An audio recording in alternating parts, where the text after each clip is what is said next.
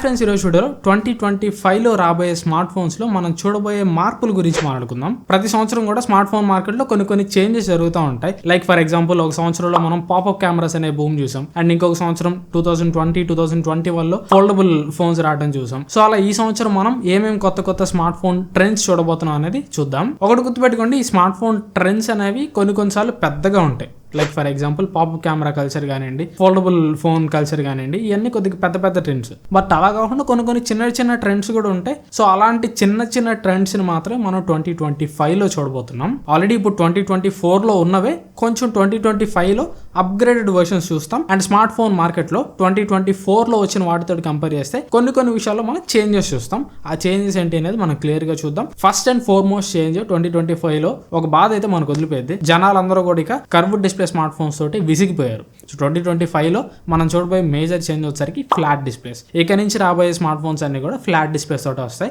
జనాలకి curved display ఇక ఏ మాత్రం కూడా నచ్చట్లేదు. కర్వ్డ్ డిస్ప్లే వల్ల లాభాల కంటే ఇష్యూస్ ఎక్కువ ఉన్నాయి కాబట్టి ఇక మళ్ళీ మొబైల్ బ్రాండ్స్ అన్ని కూడా ఫ్లాట్ డిస్ప్లేకి షిఫ్ట్ అయిపోతాయి. అండ్ 2025లో బ్యాటరీ కెపాసిటీస్ అయితే ఇంకా పెరగబోతున్నాయి. 2025లో మాక్సిమం వచ్చే స్మార్ట్ ఫోన్స్ అన్నిట్లో కూడా మినిమం 5200, 5500 స్టాండర్డ్ బ్యాటరీ కెపాసిటీ అయితే ఉంటుంది. మీరు కావాలంటే ఇప్పుడు లాంచ్ అవుతున్న గ్లిమ్స్ స్మార్ట్ ఫోన్స్ లో కూడా చూడొచ్చు. రియల్మీ GT7 Pro లో యాక్చువల్గా 6500 mAh బ్యాటరీ ఉంది చైనాలో. బట్ ఇండియాలో దానికి పర్మిషన్ ఇవ్వలేదు. ఇండియాలో సమ్ 5800 mAh బ్యాటరీ ఎంతో తీసుకొని వస్తున్నారు. అండ్ నెక్స్ట్ లాంచ్ కాబోయే iQOO 13లో, OnePlus 13లో కూడా 6000 mAh బ్యాటరీ దాకా ఉంటుంది. సో ఖచ్చితంగా 2025లో లాంచ్ అయ్యే స్మార్ట్ ఫోన్స్ అన్నిట్లో కూడా 5500 mAh బ్యాటరీ నుంచి 6000 mAh బ్యాటరీ వరకు కూడా మనం చూడొచ్చు. అండ్ ఛార్జెస్ కూడా వీళ్ళు ఎట్లాగో ఎక్కువ కెపాసిటీ బ్యాటరీ ఇస్తున్నారు కాబట్టి ఛార్జింగ్ కెపాసిటీని కూడా పెంచాలి. ఛార్జింగ్ కెపాసిటీని పెంచే కొద్దీ ఛార్జర్ సైజ్ ఎక్కువైపోయింది. సో అందుకనే 2025లో మాక్సిమం బ్రాండ్స్ అన్ని కూడా గ్యాలియం నైట్రేట్ ఛార్జెస్ కి షిఫ్ట్ అవుతాయి. గ్యాలియం నైట్రేట్ ఛార్జెస్ అనుకోండి, సైజులో అంత పెద్దగా ఉండవు. సో కొంచెం చిన్నగా కాంపాక్ట్ డిజైన్ లో గ్యాన్ ఛార్జెస్ అయితే తయారు చేయొచ్చు. అండ్ గ్యాన్ ఛార్జెస్ అన్ని కూడా PD ఛార్జింగ్ సపోర్ట్ చేస్తాయి. సో కంఫర్టబుల్ అండ్ కాంపాక్ట్ ఉంటుంది కాబట్టి ఛార్జెస్ కూడా గ్యాలియం నైట్రేట్ తోటి తయారు చేస్తారు. అండ్ IP రేటింగ్స్ 2025లో ప్రతి ఫోన్ లో కూడా IP రేటింగ్ చూసే అవకాశం అయితే ఉంది. 2024లో అయితే మాక్సిమం మోటో తీసుకొని వచ్చింది. బట్ 2025లో మాత్రం మాక్సిమం అన్ని బ్రాండ్స్ లో మనం IP68 ఆర్ IP69 రేటింగ్ అయితే చూస్తాం. అండ్ ఫోన్ బ్యాగ్స్ కూడా 2024లోనే మనం మాక్సిమం అన్ని కూడా లెదర్ బ్యాగ్స్ చూస్తాం. 2025లో అయితే 100% అన్ని ఫోన్స్ లో మనం లెదర్ బ్యాగ్స్ చూస్తాం. వాళ్ళు లెదర్ బ్యాగ్ వేరియంట్ ని స్టాండర్డ్ గా తెస్తారా లేదా అనేది సెకండరీ. బట్ ఫోన్స్ లో ఎన్ని కలర్స్ తీసుకొని వచ్చినా, ఈవెన్ ఫోన్ గ్లాస్ బాడీ తోటి వచ్చినా గానీ లెదర్ బ్యాగ్ ఆప్షన్ అయితే ఒకటి ఖచ్చితంగా ఇంట్రొడ్యూస్ చేస్తారు. సో 2025లో మాక్సిమం లాంచ్ అయ్యే ప్రతి ఫోన్ లో కూడా ఒక లెదర్ బ్యాగ్ వేరియంట్ అయితే మనం చూస్తాం. అండ్ నెక్స్ట్ చేంజ్ వచ్చేసరికి ఇది ఫోల్డబుల్ ఫోన్స్ విషయంలో ఉంటుంది.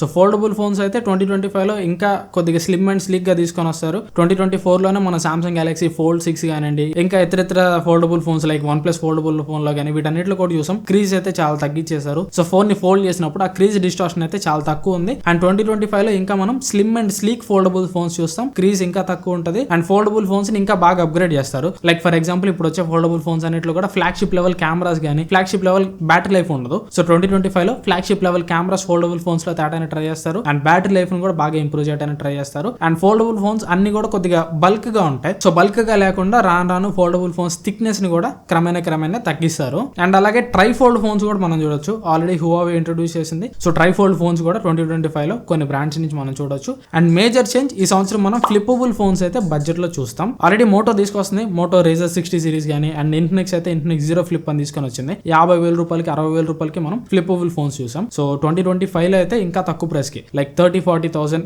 ఆర్ 40,000-50,000 లోనే మనం ఫ్లిప్పబుల్ ఫోన్స్ అయితే చూడొచ్చు.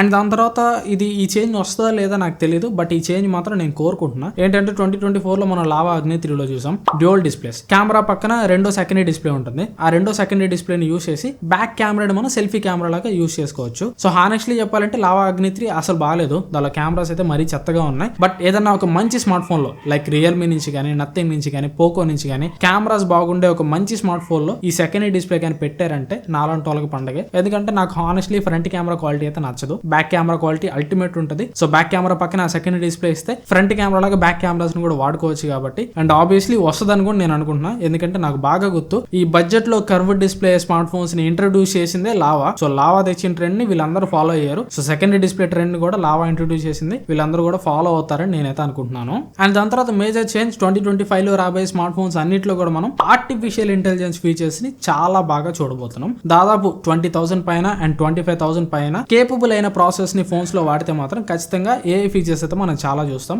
ఈవెన్ కేపబుల్ అయిన ప్రాసెస్ లేకపోయినా కానీ పైన ఏఐ ఫీచర్స్ అయినా కానీ చాలా వరకు మనం చూస్తాం. అండ్ 2025 లో ఏఐ ఫీచర్స్ తోటి ఏదైనా స్మార్ట్ ఫోన్ లాంచ్ అయ్యి దానికి ఫుల్ గా ఏఐ యాక్సెస్ ఉంటే ఖచ్చితంగా ఫోన్ లోనే వాళ్ళ సొంత AI assistant like ChatGPT కానీ ఇట్లాంటి అసిస్టెంట్లు ఉంటాయి కదా, సో అలాంటి ఫోన్ లోనే ఖచ్చితంగా ఒక అసిస్టెంట్ ని ఇంక్లూడ్ చేసి ఫుల్లీ ఏఐ లోడెడ్ తోటి కొన్ని ఫోన్స్ అయితే మనం చూస్తాం. Obviously Samsung Galaxy S25 series అయితే అట్లానే వస్తాయి, ఫుల్లీ లోడెడ్ ఏఐ ఫీచర్స్ అన్ని కూడా ఉంటాయి. దానిలో సపరేట్ ఏఐ వాయిస్ అసిస్టెంట్ కూడా ఉంటుంది. అలా బడ్జెట్ లో కూడా మనం ఎక్కువ ఫోన్స్ అయితే చూడబోతున్నాం. బడ్జెట్ లో కూడా మనకి ఆర్టిఫిషియల్ ఇంటెలిజెన్స్ ఫీచర్స్ అయితే ఎక్కువ రాబోతున్నాయి. మెయిన్లీ కెమెరా డిపార్ట్మెంట్ లో వీటన్నిటిలో కూడా ఏఐ ఫీచర్స్ అయితే మనం చాలా ఎక్కువ చూడబోతున్నాం. అండ్ 2025 లో ప్రాసెస్ లో కూడా మనం చాలా చేంజ్ నోటీస్ చేయొచ్చు. 2025 లో కొత్తగా లాంచ్ అయ్యే ప్రాసెసర్లు అన్ని కూడా మాక్సిమం డెడికేటెడ్ NPU తోటి రావచ్చు. ఈ డెడికేటెడ్ NPU ఉండటం వల్ల, NPU అంటే న్యూరల్ ప్రాసెసింగ్ యూనిట్, ఈ న్యూరల్ ప్రాసెసింగ్ యూనిట్ ఉండడం వల్ల స్మార్ట్ ఫోన్ లో ఏఐ ఫీచర్స్ ని పీక్ లెవెల్లో అన్లాక్ చేయొచ్చు. సో బడ్జెట్ లో కానివ్వండి, ఫ్లాగ్షిప్ లెవెల్లో కానివ్వండి, కొత్తగా ఇక మీద లాంచ్ కాబోయే ప్రాసెస్ అన్నింటిలో కూడా మాక్సిమం వీళ్ళు డెడికేటెడ్ NPU అయితే ఇంట్రొడ్యూస్ చేస్తారు.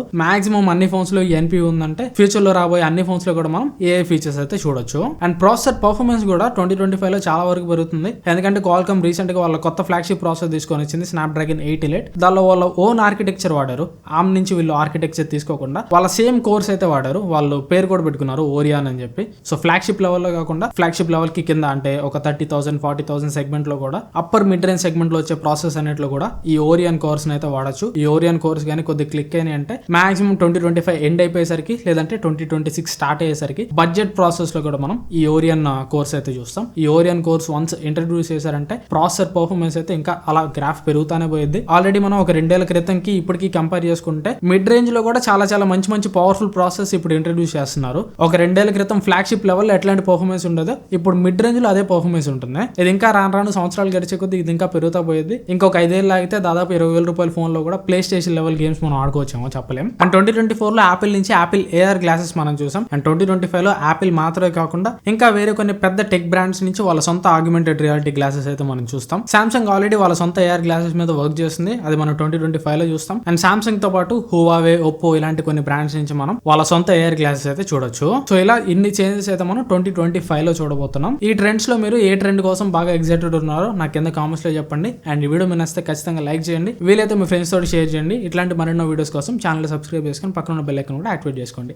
Thanks for watching. మన నెక్స్ట్ వీడియోలో కలుస్తాను. Bye bye.